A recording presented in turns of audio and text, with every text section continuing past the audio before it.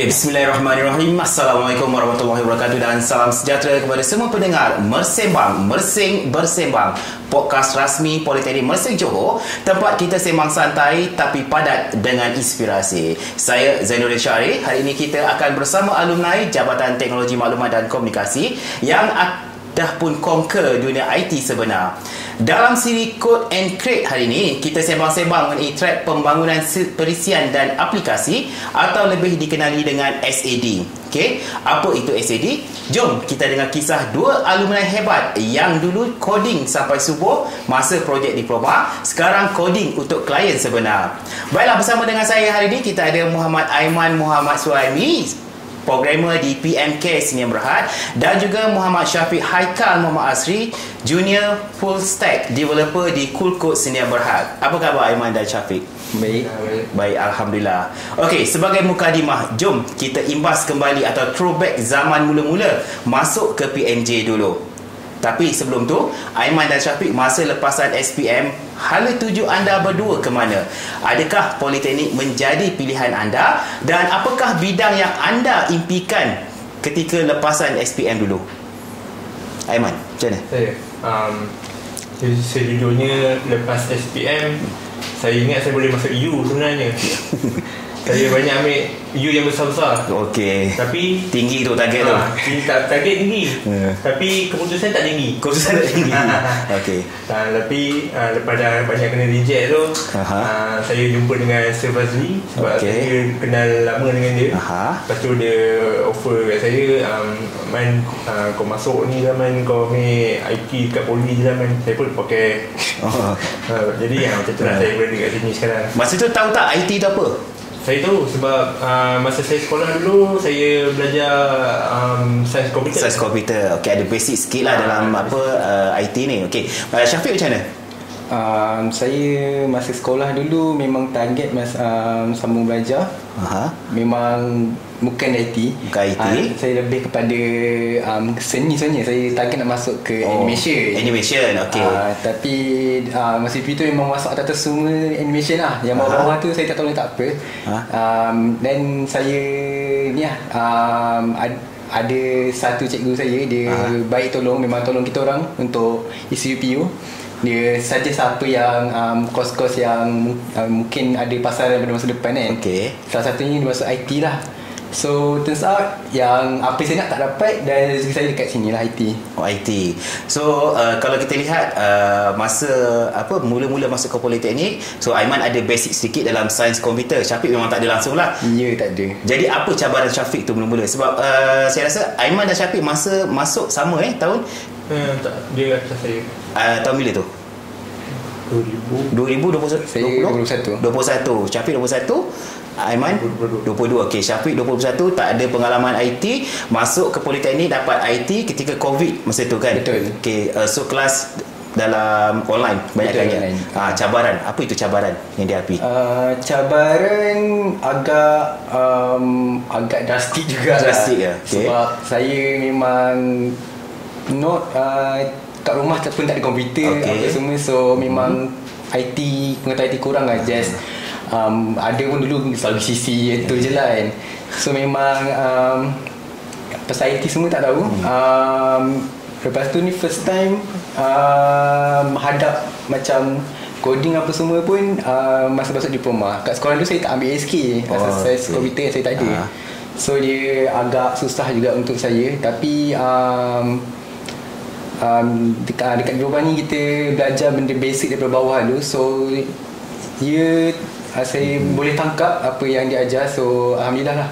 So sekarang boleh tangkap lah. So mula-mula tak tahulah apa tu programmer. Ya, betul. Program pun tak tahu, tak pernah buat. Okey, tapi tak apa, akhirnya berjaya juga. Alhamdulillah. Baik, kalau kita tengok Aiman, okey, kalau dah masuk IT ni, apa kenangan yang paling kelakar ataupun stres masa belajar dulu? Masa saya, bagi saya yang stres untuk saya lagi-lagi masa SEM 5 lah. Sebab banyak sangat benda nak kena handle time tu. Macam saya masuk 4 kelab. 4 kelab tu semua saya ada jawatan. Aktif lah ni. Aktif. Lepas tu saya masuk 2 pertandingan final dengan world skill. Lepas tu apa lagi lah, ada CTF? CTF tak masuk. CTF tak masuk. Lepas tu time tu nak handle FYP. Lepas tu nak handle nak balancekan lagi dengan akademik apa semua. Mencabar jugalah bagi saya. Okey, pengalaman masuk World Skill sampai ke mana tu? Sampai final. Final dekat Shah Alam lah, World Skill. Satu pengalaman yang menarik tu. Okey, Syafiq, apa cabaran? Saya rasa masa FYP, disebabkan FYP projek saya memang agak berat, agak besar juga. Selain pun agak berat. So terima kasih juga kepada Media Hayati, saya punya SV, bimbing saya dan tim. Untuk projek tu saya rasa memang masa tu boleh kata macam hari-hari kurang tidur. Saya start awal saya start dari sem 4 rasanya saya start, tapi still hari-hari tu kurang tidur sebab kadang ada requirement berubah dari klien kan. So saya rasa apa yang paling stres masa saya belajar tu more to FYP lah. FYP. Tapi kurang tidur tu satu ciri-ciri sebagai seorang programmer. Betul. Setuju. Setelah masuk kerja memang itulah hakikat sebenarnya kan. Okey. So kalau kita lihat masa kita buat FYP framework, ingat lagi tak apa language atau bahasa yang awak guna? Macam saya buat project game. Okey. Ada klien? Tak ada klien lah. Okey, tapi buat game lah. Okey. Buat game. So game saya ni basically RPG campur dengan e-learning. Senang cerita macam kita main Pokemon tapi belajar coding kan. Okey, menarik tu, menarik. Tentu saya pakai Godot, which is software game development yang tak ramai orang pakai, walaupun dia open source. Sebab bagi macam mainstream sekarang, time tu selalu orang pakai Unity, tapi Godot ni more pada open source, dan banyak juga potensi sebenarnya. So sebab tu saya guna, sebab saya nak tengok apa lagi yang dia boleh buat.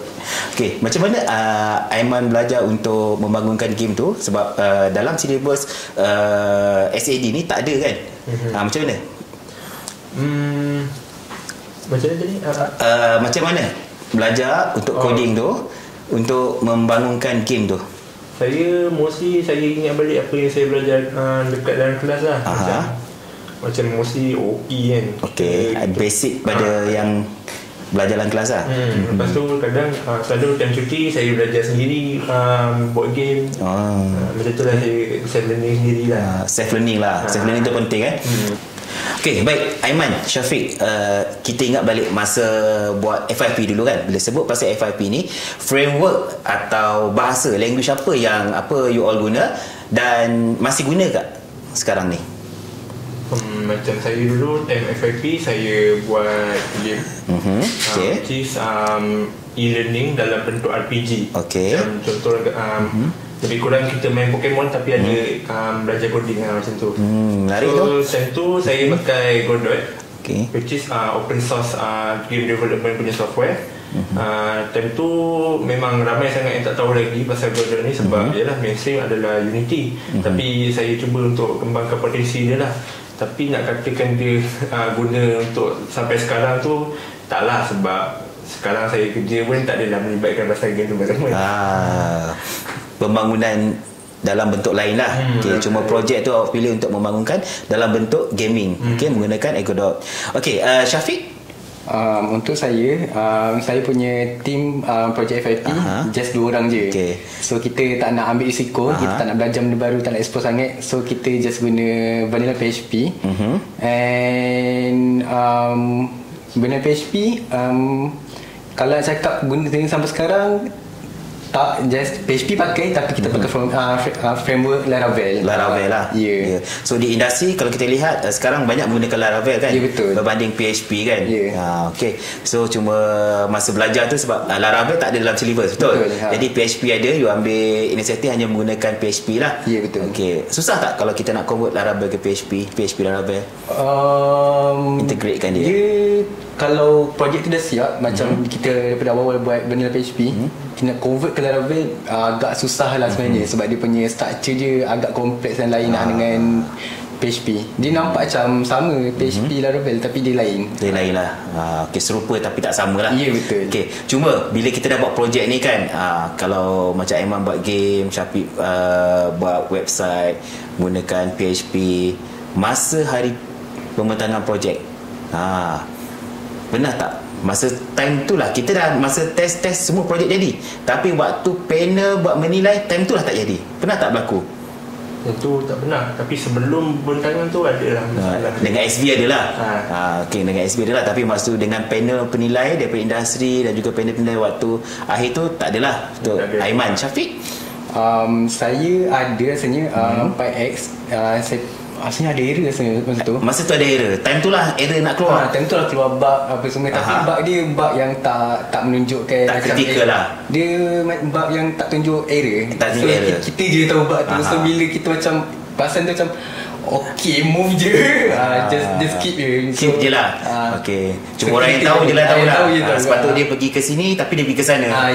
So nanti kita macam senyap. Okay, skip. Kita kena berlakon sikit lah.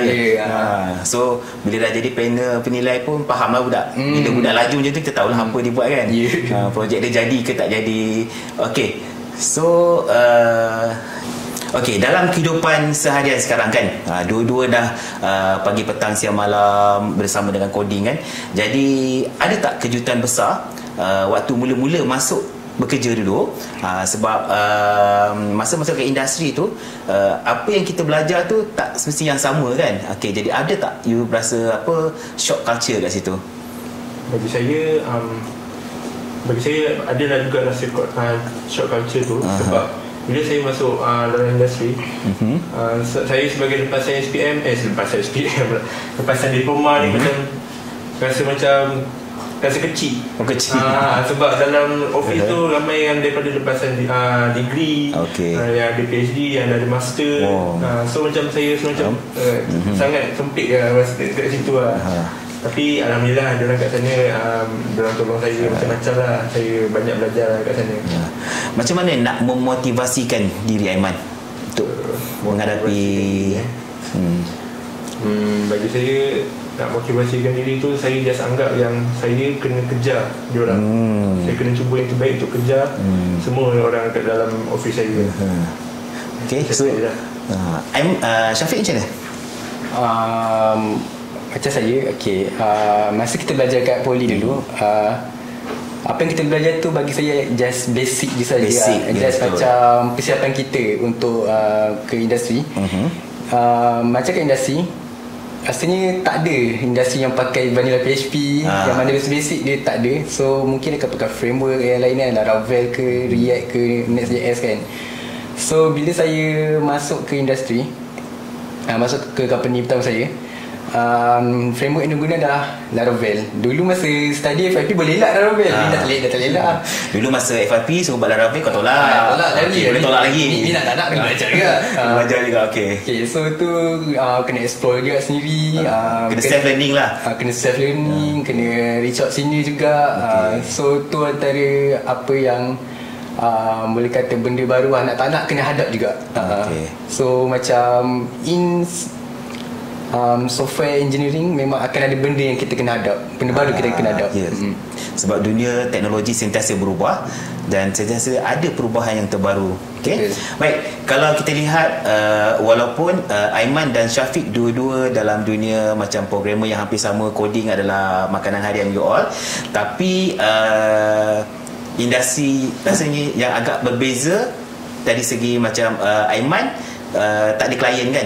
So memang bawa company tersebut lah. Macam Syafiq, company memang ada klien. Betul?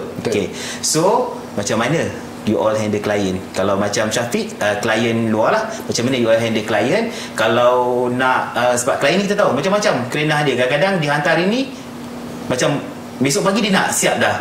Ataupun dia nak request tu last minute. Macam mana you all handle tu? Pernah terima tu? Biasanya diorang akan send by ticket lah. By ticket. Kita orang, biasa saya akan tengok dulu tiket tu dia level mana, critical ke apa yang kalau macam low, saya macam abaikan sekejap. Kalau macam critical, macam baru-baru ni paling baru ni tiba-tiba klien from Senai Airport, dia direct call saya terkejut. So first time klien call kan, tiba-tiba dia punya sistem ada satu role ground handling diorang tak boleh buka langsung, blank page. So time tu nak tak nak kena fix juga masa tu, sebab diorang tak boleh jangan ganggu dia punya proses nak keluar masuk kargo apa semua kan. So time tu memang nak tak nak kena siapkan juga, and then kena push ke server diorang juga nak tak nak. Masa saya sama juga. So panik tak masa tu? Gila panik. First time kan? Berapa lama dah masuk kerja masa tu? Rasanya benda ni boleh jadi sebulan lepas. Sebab saya punya senior baru je dia tukar company. Jadi start senior, so macam saya senior sementara lah. So tak apa-apa dia orang saya akan hadap sekarang ni. So bila saya first time hadap tu memang agak panik juga, sebab saya nak kena first time access server diorang juga, nak kena push ke server diorang apa semua kan. So time tu memang panik, tak ada orang nak refer, just harap dengan documentation je. Okay, kita faham. Sebab di industri swasta tahun ni, setiap masa tu adalah sangat berharga bagi mereka. Okay. So kalau macam Aiman, sebab macam kalau Syafiq dia ada klien yang dia kena memenuhi kehendak klien, tapi kalau macam Aiman dari segi organisasi tu, macam saya lebih kepada saya dapat task daripada manager saya lah. Role manager lah. Sekali tu saya dapat task daripada manager saya, dia minta saya convert tarik data daripada DB production, lepas tu convert kepada paket. Kita tak pakai drama. Saya pun tak tahu. Dia minta je. Dia minta je. Saya pun tak tahu. Jadi saya banyaklah nak kena research balik apa benda paket ni, apa semua kan, research macam mana nak convert. Dia bagi tak paket tu apa? Dia tak bagi tahu. Dia tak bagi tahu. Okey, kalau convert ni jadi paket. Settle.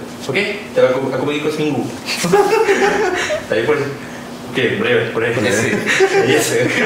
Yes sir. Jadi saya pun buat lah. Saya sampai sanggup ambil OT sampai 14 malam tak balik-balik sebab nak siapkan paket tu. Tapi dia lambat ni sebab yelah saya nak tarik data lagi-lagi kalau macam table yang transition di mana sehari tu boleh berpuluh-puluh ribu row dalam satu hari. So data yang dia nak tu untuk 2 tahun. Bayangkan berapa lama nak tunggu saya nak kena tarik, lepas tu convert. Banyaklah dia punya masa. Kita nampak memang dia punya timeline dia bagi seminggu. Lama. Tapi dia kata paket. Apa benda tu aku pun tak tahu. Berapa hari pula nak belajar, kemudian berapa hari nak try and error. Lepas tu sukses tak? Alhamdulillah. Tak sampai seminggu. Tahniah. Satu pencapaian yang membanggakan lah.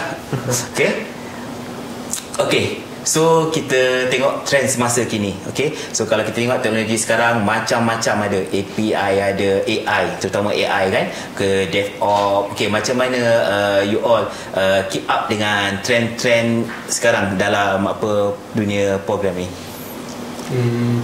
Kalau macam kita orang dekat office, mostly IT department, kita orang paling excited kalau macam ada AI feature yang baru yang lebih mudahkan kerja kita orang. Kalau boleh kita orang satu department tu kita orang terus berkumpul, ada update baru. So maksudnya teamwork penting lah tu. Betul. Lepas tu kita sama-sama guna ramai-ramai. Macam tu. Lepas tu sama-sama kalau macam ada bug ke apa ke, kita beritahu masing-masing, ni jangan guna untuk ni jangan guna untuk ni, kalau ni kalau model yang ni dia ada masalah dekat ni, macam tu lah. Okay, bagus. Okay, Syafiq, kita kalau cakap pasal AI lah, AI dia adalah tool untuk membantu kan. Macam saya dekat company saya, kita memang company saya memang menggunakan AI. UI UX designer pakai AI, developer pun pakai AI. Memang kita memang company memang bayar subscribe lah AI untuk kita orang pakai lah. So sekarang ni ada istilah baru dalam dunia programming, itu web coding. Web coding ni basically code pakai AI je. But untuk web coding kalau nak web coding, kena web coding dengan bijak lah. Jangan web coding apa yang AI tu bagi semua ambil. Jangan ambil, sebab biasanya apa yang AI generate, dia just generate asal siap je. Kita kena tengok adakah dia punya structure dibagi tu betul, adakah dia buat best practice ke. Sebab kadang AI tu bagi dia just macam saya cakap, dia bagi asal lengkap, dia tak bagi best practice pun. Sebab tu actually seorang programmer, ada orang kata lah, untuk jadi seorang programmer web coding, tak tahu code tak apa, yang penting tahu fundamental code. Tahu dia punya best practice, tahu macam mana nak handle di seorang projek apa semua. So kalau nak guna AI, guna dengan bijak, jangan tangkap muat je. AI memang membantu kita, tapi jangan percaya dia 100%. Ya, betul. So kita lihat kalau macam junior-junior adik-adik awak sekarang, kalau buat projek FYP, buat apa, buat assignment, semuanya rujuk pada AI. Tapi guna AI tu dengan bijak lah. Betul. Kita kena tengok AI tu apa yang dia bagi tu, jangan percaya 100%. Tengok balik coding dia betul ke tidak kan. Okay. So kalau diberi peluang, apa sistem yang you all nak bangunkan untuk politeknik? Tak kisahlah poli mesin ke, untuk general ke. Paling penting saya nak ambil SPMP. Ambil SPMP. Sebab apa SPMP tu? Sebab kuno sangat. Kalau saya borak dengan Fazli pasal SPMP tu, sampai esok tak ambil tu. Kalau macam Syafiq, saya rasa dia dah membangunkan satu sistem untuk politeknik saya ada bangunkan satu sistem untuk politeknik, which is FYP saya lah. Itu untuk PPI Pusat Pendidikan Inovasi. Kalau diberi peluang untuk bangunkan sistem lain kan, saya dah terfikir lama sebenarnya masa intern ni, kenapalah politeknik ni logbook dia still manual. So saya macam, sebab kita bertengok uni lain logbook dia dah digital kan, tapi kita politeknik still manual. So macam untuk student ni agak penat lah. Logbook tu kan sikit banyak, kita nak tulis, nak attach gambar lagi apa semua kan.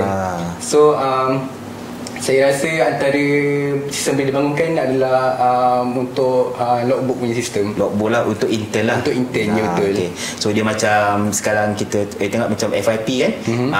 Kalau zaman dulu memang pakai tulis buku log semua kan, aktiviti FYP. Tapi masa zaman UR pun dah masuk dalam ISOM tu kan, dalam SPMP. Okay. So seterusnya kita lihat pada pandangan anda lah. Kita lihat ramai pelajar takut nak share projek mereka. Contohnya GitHub. Patut tak pelajar-pelajar terutama yang dalam bidang programming ni upload ataupun menggunakan GitHub untuk mempromosikan program-program yang mereka buat? Untuk seorang developer, GitHub tu saya rasa adalah benda wajib yang ada. Dia adalah boleh kata satu portfolio untuk kita. Sebab dalam tu lah kita ada list of projek yang kita buat, apa yang kita involvement, and also kat situ kita boleh tengok ada GitHub profile. Kita boleh tengok track how many kita commit, kita pernah commit kan. So kalau contoh macam kau rajin coding, akan nampaklah benda cantik hijau.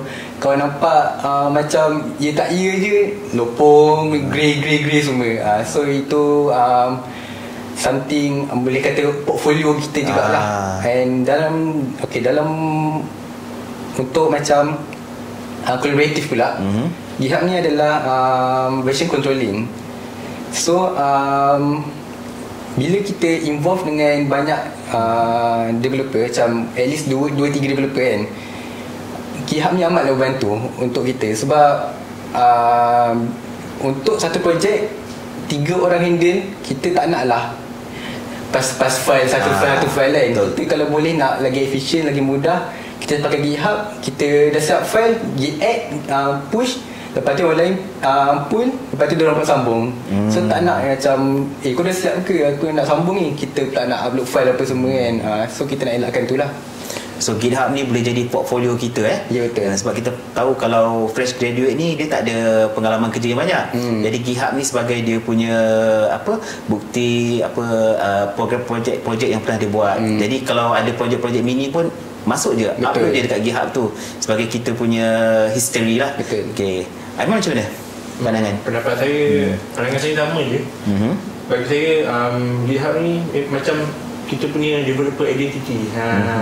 So bila kita bila macam majikan kita tengok kita punya GitHub punya profile tu, dia dah boleh tahu lah kita ni jenis programmer macam mana, kita ni aktif ke tidak, apa yang kita boleh implement, apa yang kita boleh contribute, macam tu. Okay, kalau kita lihat tadi, GitHub boleh jadi portfolio kita selain daripada resume yang kita buat tu. Okay, jadi apakah rasa-rasanya 3 nilai penting yang seorang developer muda perlu ada? Salah satunya rasanya self-learning. Self-learning. Sebab dunia development ni amatlah besar. Apa yang korang belajar dekat Politeknik tu hanyalah surface saja. Basic lah. Basic sangat. Itu terlampau basic. Ada banyak lagi. Contoh macam Laravel yang saya pakai. Lepas tu kita ada JavaScript punya framework, React, Next.js kan. Ada pun tambah. Macam kena disiplin diri lah. Macam bila kita jumpa bug, kita jangan putus asa sangat. Jangan mudah putus asa. Okay. Lalu kalau macam Aiman cakap tadi lah, bila dapat satu task baru daripada manager yang kita tak pernah dengar, kita jangan putus asa. Kita terima sebagai satu cabaran. Okay. Ada lagi? Satu lagi kan, rasanya teamwork lah. Teamwork. Sebab biasanya dalam satu company tu kita bukan seorang, kita work with ada developer kan. So make sure kita align dengan developer lain, so tak adalah miscommunication, konflik berlaku lah. Sebab let's say if tak ada communication, no teamwork, kita punya practice dia boleh lari. Sebab kita kita kalau boleh nak practice satu projek tu biar sama, tak nak dia ni ada dia punya style, dia ada style, kita nak sama. Okay, jadi kalau kita lihat dalam developer punya community ni, ada tak macam tempat yang you all boleh share something ke, bukan dalam company lah tapi dengan developer yang lain? Ada join tak? Biasanya saya recently lah saya perasan dekat thread penuh developer. So mungkin sebab saya punya memang layan IT dia keluar kan. Dekat thread ada penuh developer, and kalau nak go international, Reddit banyak. So itu salah satu. Ada tak? Stack Overflow. Stack Overflow. So dekat situ kita boleh tahulah perkembangan terkini, masalah dalam developer lah. Ya, betul. Okay. Baik, seterusnya kita masuk ke segmen wajib, iaitu tips kepada junior. Okay, kalau pelajar track pembangunan sistem dan aplikasi atau bakal programmer developer ni, bolehlah ambil notes daripada mereka. Okey. So, boleh tak bagi beberapa tips atau pandangan kepada bakal programmer muda di luar sana, okey, sebelum mereka masuk ke industri, apa yang mereka perlu persiapkan diri? Ada tips. Siapa nak mula dulu? So first kita kena pandai belajar kerja dalam tim. Okey, kerja dalam teamwork. Okey. So contohlah kalau macam saya, saya dah coding part saya, modul saya, lepas tu saya nak masuk modul ni, saya nak guna dekat main project kita ni. So saya kena hantar dulu dekat saya punya supervisor, which means saya kena push dulu. So supervisor saya akan check dulu coding saya, kalau lepas dia akan merge. Kalau tak, kalau ada konflik ke ataupun ada apa yang saya silap ke, dia akan pass balik ke saya dan saya akan fix. Lepas tu benda tu akan berulang. So kat situ kita boleh nampak communication dia antara saya dengan supervisor. Kalau katakanlah tak ada communication macam tu, saya just terus merge dekat master, form boleh rosak. So macam komunikasi kena ada, teamwork dan komunikasi. Alright. Okay, Syafiq? Untuk seorang software developer, ada yang salah anggap ini biasa siapa yang baru, dia fikir software developer mau kena first thing, apa yang penting kat software developer adalah language. Tapi sebenarnya kita software development ni lagi penting kepada problem solving, logical thinking. Sebab language tu sebenarnya benda tu pattern lebih kurang je semua language. Once dah dapat tangkap, rasanya benda tu sama je, boleh implement kat dengan language lain. Dia pattern sama. Yang penting logical thinking, problem solving, itu yang penting. Ada lagi?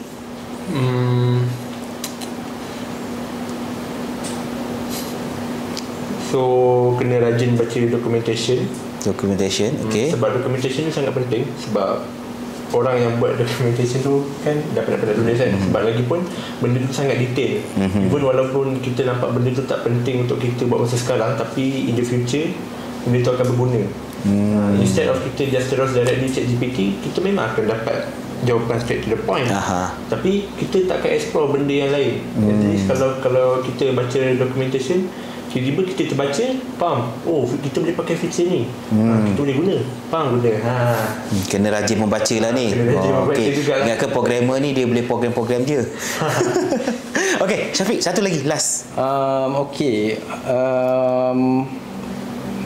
Saya rasa dalam software development, dalam masa kita develop software, kita kena buat, jangan fikir dengan mindset asal siap. Kita ini mindset student masa belajar ni. Jadi siap. Make sure projek tu adalah in best practice. Kalau perlu buat by modular, buat by modular. Kita nak benda tu bila orang lain sambung, orang lain pun tak keruk kepala tengok baca. Kita nak benda tu boleh difaham orang lain lah. Sebab bukan dia seorang dia akan buat sistem tu, ada orang lain akan sambung. Okay, baik. Okay, last sebelum kita berakhir, kita ada satu permainan rapid fire. Okay, dua-dua kena jawab seperti spontan. Okay, sama-sama jawab. Okay, soalan yang pertama, framework pilihan Laravel, React, Flutter atau apa? Laravel. Lain apa? Angular. Okay, so yang kedua, dark mode atau light mode? Dark mode. Dua-dua suka dark mode. Sebab apa? Mata lagi tenang lah, nampak dia gelap, tak kena flashbang. Sebab kalau light mode tu putih cerah kan. Dua-dua pakai cermin mata silau, makin tebal lah nanti kat malam-malam kan. Suka buat dalam gelap Okay. Tu cermin mata. Sebab tu kita tanya, waktu coding pagi, petang, malam. Okay, selalunya pukul berapa? Lepas isyak. Sama. Lepas isyak ataupun tengah malam. Sebab apa kalau kita kata programmer tu dia suka buat program waktu malam? Tak pastilah, tapi dia masa tu dia macam dia mula aktif. Dia macam time tu baru macam semangat buat. Time tu baru sel otak berhubung. Sel otak dia berhubung waktu tengah malam. Okay, kita faham. Okay, editor pilihan VS Code, IntelliJ atau Notepad? VS Code lah. Okay, dua-dua suka VS Code. Baik, seterusnya soalan sebelum kita berakhir. Okay, soalan tanya, kalau bukan developer, apa agak-agak kerja awak sekarang? Bagi saya, kalau saya tak dapat sambung poli ni, atau memang saya tak ambil diploma langsung, maybe saya akan teruskan kerjaya saya menjadi content creator. Wah, masih dalam IT lah, tapi jadi content creator lah. Okay, Syafiq? Macam saya ada cakap awal tadi kan, masa zaman sekolah saya mau itu seni. So mungkin saya ke arah sana, mungkin animation, mungkin dan bidang seni yang lain, mungkin ke arah situlah. Ke arah seni lah, lebih kepada kreatif lah. Okay, so satu perkataan yang boleh describe dengan dunia software developer ni? Berjaga. Berjaga bermaksud tak tidur. Sebab tu developer dia kerja malam-malam kan. Okay, Syafiq? Self learning. Kenapa self learning? Self learning sebab dunia IT ni dia sentiasa berkembang. Every day mesti ada news yang baru. Macam Laravel dia akan selalu update. Kita kena keep on track lah berbenda. And not only that, sebagai software developer, kita kena sentiasa rasa nak belajar benda baru, macam new language. Kita kena besarkan kita punya, orang kata apa, kita punya skills. Macam itulah. Okey. Baik, terima kasih banyak kepada kedua-dua alumni kita hari ini, Aiman dan Syafiq, atas perkongsian yang bukan saja inspiratif tapi real. Okey, untuk pelajar-pelajar PMJ terutama yang berminat dalam bidang developer, programming developer, ingat setiap error bukan kegagalan tapi proses pembelajaran. Jangan takut gagal, takut kalau berhenti belajar. Coding ibarat kehidupan, tak akan perfect tapi boleh sentiasa improve. Kepada yang tengah struggle dengan coding, ingat setiap error itu bukan kegagalan tapi debugging life lesson. Teruskan explore, teruskan create. Jumpa lagi dalam episod seterusnya. Mersing Bersembang, podcast rasmi Politeknik Mersing Johor. Keep coding, keep growing.